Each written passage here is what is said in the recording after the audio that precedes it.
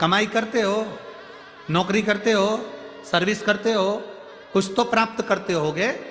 अगर आप नौकरी कर रहे हो, सर्विस कर रहे हो, तनख्वाह लेकर आ रहे हो, दुकान चला रहे हो, पैसा लेकर आ रहे हो, और मालूम पड़े बीमार पड़ गए, संपदा तुम्हारी, पैसा तुम्हारा, धन तुम्हारा, और तुम हॉस्पिटल में पड़े हो, अब तुम्हारी संपदा खर्च कैसे करना है, कितनी संपदा तुम्हारी बीमारी में लगाना है, संपदा तुम्हारी, पैसा तुम्हारा, संपत्ति तुम्हारी, अब निर्णय दूसरे ले रहे हैं। बाहर हॉस्पिटल के बाहर खड़े होकर लोग निर्णय ले रहे हैं, इनको मुंबई ले जाएं कि नहीं ले जाएं,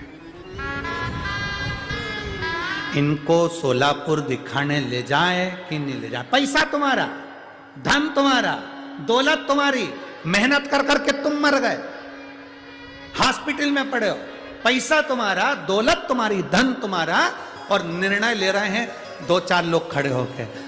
देखो, अगर डॉक्टर बुलवाएंगे बाहर से दिखाने के लिए तो कम से कम 1 लाख रुपए का खर्चा, पैसा तुम्हारा, निर्णय दूसरे ले रहे हैं। शिव महापुराण की कथा कहती है, जब तक तुम्हारी चले,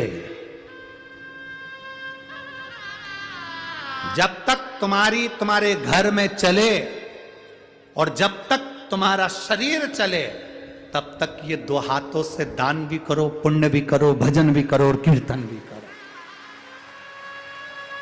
जब तक तुम्हारा शरीर चले और तुम्हारे घर में चले। जिस दिन तुम्हारे घर में चलना बंद हो जाएगी, तब तुम ना दान कर पाओगे, ना तुम पंढरपुर आ पाओगे।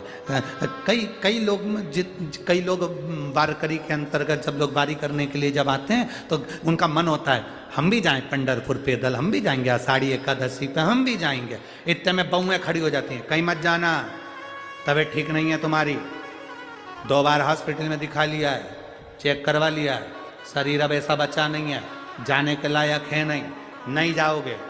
इतने में बूढ़े पिताजी ने अपने बेटे से कहा, वारी करने जाऊंगा, वारी करने जाऊंगा, मैं भी जाऊंगा वारी करने के लिए। बेटा कहता है, पापा भाऊ मना करा ना मैंने, नहीं जाओगे।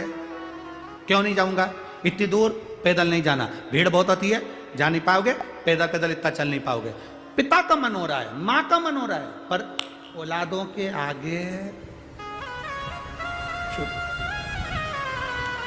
इसलिए मेरी पंढरपुर की जीजियों, जब तक शरीर चले, और मेरे जीजाओं, जब तक तुम्हारे घर में चले, तब तक चंद्रभागा का स्नान भी कर लो और हरि विठ्ठल का दर्शन भी करो दर्शन।